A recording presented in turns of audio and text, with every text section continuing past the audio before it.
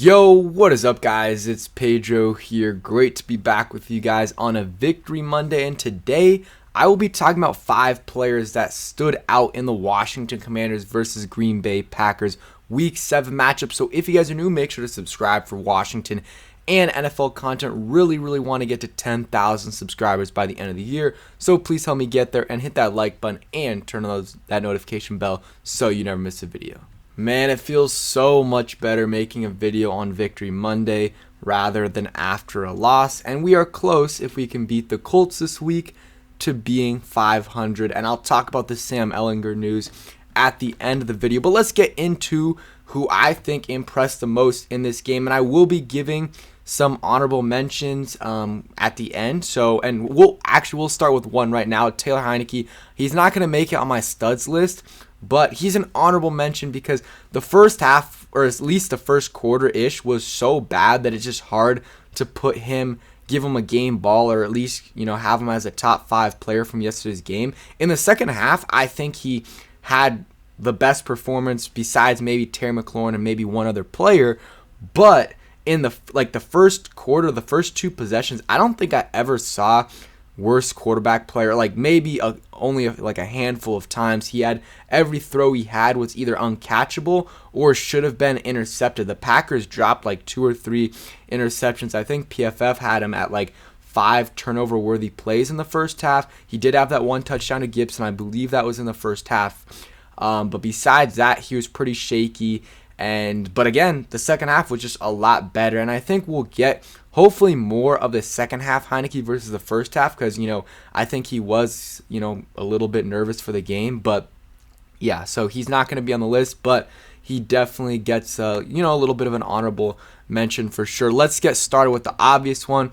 Terry McLaurin was an absolute dog in this game. He was so good.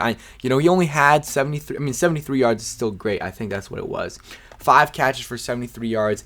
He had a touchdown, but every single catch he had was very important to the team. He had, the last catch of the game, which Heinicke actually threw that with his eyes closed. If you didn't know, there's a picture on Twitter. Maybe I'll use it for the thumbnail and you guys can see that. He just threw it up to Terry, and that's what I like about Heinicke. He gives Terry McLaurin the ball, but the last catch by Terry McLaurin was great. It was a tough contested catch. He makes it near the sideline, and that maybe without that catch we don't win the game. And he had a catch early on that drive to get us a first down, and he stayed in bounds as well. And he had multiple other catches, of course, a 37-yard touchdown. He dominated Jair Alexander in this game, and he was just amazing. He was amazing, and it's just sad that we can't get him these targets every game. Even 8 targets for me is the bare minimum of what Terry should have. He should have 8 every single game, no matter what, unless they're absolutely double teaming him every play. And then in that case, Jahan's probably going to be back this week and Curtis will, then just target those guys. But Terry should be getting on average probably 8-9 targets a game. And, this week I like that they gave him some more deep targets, but they still can find ways like they do with Curtis to give Terry the ball, some screens, some short slants, because Terry's yards after catch is great. He's really good at that, and he still has, career low 16% target share this season. He's got to get more, and I think with Heinicke, he will start to get a little bit more. So, next guy that, in my opinion, had a very solid game was Jamin Davis. He was really good in the run game, and I haven't watched the film yet, but I didn't really see any lapses in coverage. I didn't really hear his name in terms of, many coverage mistakes. And when you don't hear a guy's name at the linebacker position in coverage, that's usually pretty good news, unless, he's making an interception, and that's great news. But Jamin Davis was solid in coverage, and then in the run game, he made multiple pretty good plays. I think he had a couple tackle for losses. Just going to look right here. Had 5 tackles, 3 solo, 2 tackle for losses. Really good in the run game, and again, solid in coverage. He's drastically improved from last year. He still had some bad games, like the Jacksonville game. I don't think he played well. The Chicago Bears game, he missed a lot of tackles, but he's much better than last year, and he's looking like, I think PFF, again, you got to take PFF with a grain of salt. I think they have him at a 55 overall grade. on the season, which again is much better than what it was last year, and I think they have around 60 as the average. And I know a lot of people want him to be way above average, but considering what he was last year, which was terrible in my opinion, to right now playing at like maybe an average level at the linebacker position, even if it's slightly below average, like I think that's a win for now. And hopefully by the end of the season, he can turn into an average to above average linebacker. And then in year 3, that's when you're like, okay, we need to see that jump to maybe he can be a good to really good linebacker in this league. And yeah, I'm excited to see if he is able to do that and if he's able to just steadily improve over the next part of the season. So really happy for Jamin Davis, and yeah, he's been pretty good. Other guy is going to be Jamin Davis, but also Cole Holcomb. I think Cole Holcomb had a really, really good game this week against the Green Bay Packers. Again, didn't really notice any big lapses in coverage from him. Had 9 total tackles, 5 solo tackles. No tackles for loss or anything, but he was just all over the place, helping in on tackles, making some big stops. And he just like Davis, he's had some bad games this year. He did not have a good start to the season, but I feel like over the last few weeks this season, he's had really good games for the Commanders, and I thought he was one of their better players this week on defense. Like, the defense overall played really well. It was hard to give any guy on the D-line a game ball just because, none of them really got that many pressures and sacks because they weren't blitzing much, and, the Packers O-line was actually playing pretty well, and, the Packers didn't run the ball much either, so I decided to give it to Jamin Davis and Cole Holcomb on the defense. Some other honorable mentions on the defense. I think you could add in Rashad Wildgoose. He played well. Same thing with Benjamin St. Juste. And even Bob McCain. He didn't play bad at all. And Curl played solid except for that touchdown that he allowed, which it was just a really good throw by Rodgers and a good double move by Aaron Jones. But still, he got beat on that play for sure.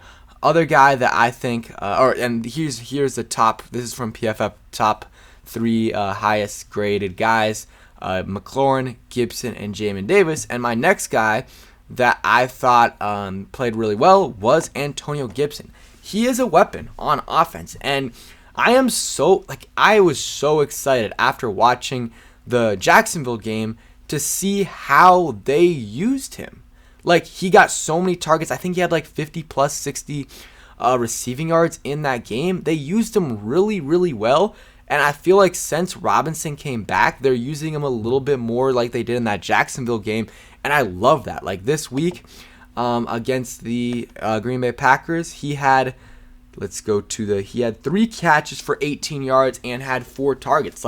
I want to see that minimum of 4 targets every single week for Antonio Gibson. Honestly, I think he should be getting more than 4 targets. He should McKissick is almost always out of the backfield. I feel like Gibson should be sometimes lining up as a receiver as well, which they did at times, but I want to see that a little bit more. But he was good in the pass catching game.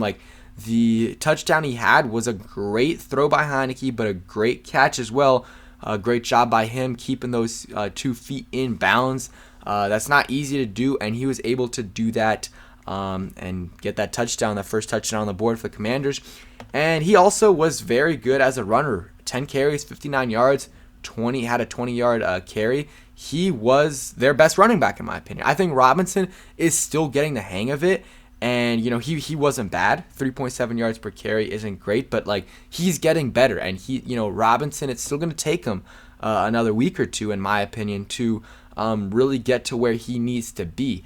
But he still had close to 100 total yards, and Gibson had 60 yards. I love this 1-2 punch, and if I could change a little bit, let's say they go to 30 carries again, maybe go 16-14 or 18-12. Give Gibson a little bit more, or it really depends on the game. In yesterday's game, Gibson was very explosive, and yeah, could have gone him a couple more carries, but I like what Scott Turner did with those 2. I just think Gibson needs to be a little bit more involved, especially as a receiving back. He got 13 touches. Let's get that to 15 plus every game if possible. So that's, another guy that I think had a good game. Next guy is Curtis Samuel. Curtis, some people might say, does he really deserve a game ball? Maybe he doesn't, but I just thought he had a solid. Oh, and one thing before I get into Curtis Samuel, Gibson also, as a kick returner, helped out a ton. He had 3 returns, 78 yards, averaged 26 yards per return. But if you look, I didn't look, but the average starting field position they had, as with him as a kick returner, was probably like 29, because there was multiple times where he took it out at the 2, 3, 4 yard line. So shout out to Gibson, not only as a good runner yesterday, a good receiver, but also a good kick returner as well. So going to Curtis Samuel. Curtis Samuel had 5 catches, 53 yards on 8 targets, had a couple big catches.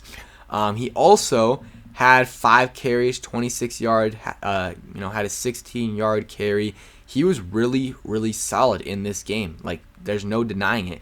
And also, he was a good blocker. He had multiple plays where he got Brian Robinson a few extra yards. Like, is he an elite blocker? No, but he's a good blocker, and he puts in the effort. Same thing with Terry McLaurin and some of the other receivers on this roster. So I just wanted to give Curtis Samuel a shout out for his effort as a blocker and also as a receiver and a runner. I just love the versatility on this offense, and really happy that we were finally able to somewhat figure it out. 23 points.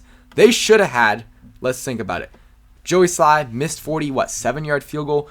You got to make that. That puts you at 26. And then you kicked 3 field goals inside your red zone. Like, at least one of those has to be a touchdown, which puts you to 30, but probably 2 of them have to be a touchdown, and that puts you at 34. They got to be better at that. It just is what it is. But yeah, the 5 guys that stood out to me: Gibson, Curtis Samuel, Terry McLaurin, Jamin Davis, and Cole Holcomb. And then some honorable mentions: Heinicke. You could throw in, Benjamin St. Juste, except that those penalties, he's got to be better with that. And then Rashad Wildgoose. And then maybe you could throw in Tress Way as well. Tress Way was a baller. He gets a game ball a lot of times. And he not only forced really a fumble, which, a lot of times you're just like, oh, the returner dropped it. But, sometimes it's just that there's a lot of spin on that. And Tress Way contributed to that, and he also pinned them at the 1, which another kind of hat tip is Percy Butler and Christian Holmes. Those guys were great on special teams yesterday, and they deserve a shout out as well. So good team win for the Commanders. Oh, and I forgot to talk about Sam Ehlinger. So the Colts announced they are benching Matt Ryan. He will not even be active this week. He has a little bit of a shoulder sprain, but that does not affect their decision to bench him. That just affects their, he's not going to be the backup. That's going to be Nick Foles. Surprising decision, but a lot of Colts fans actually wanted it.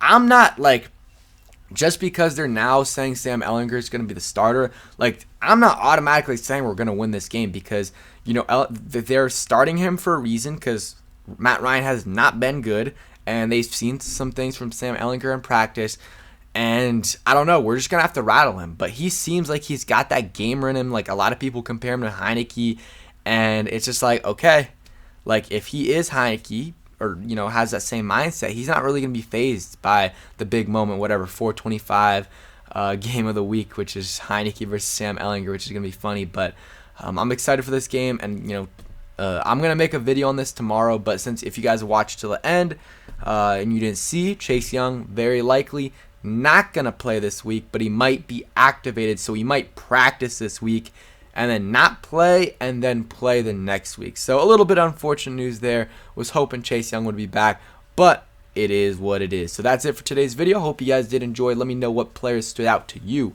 in this game. Peace.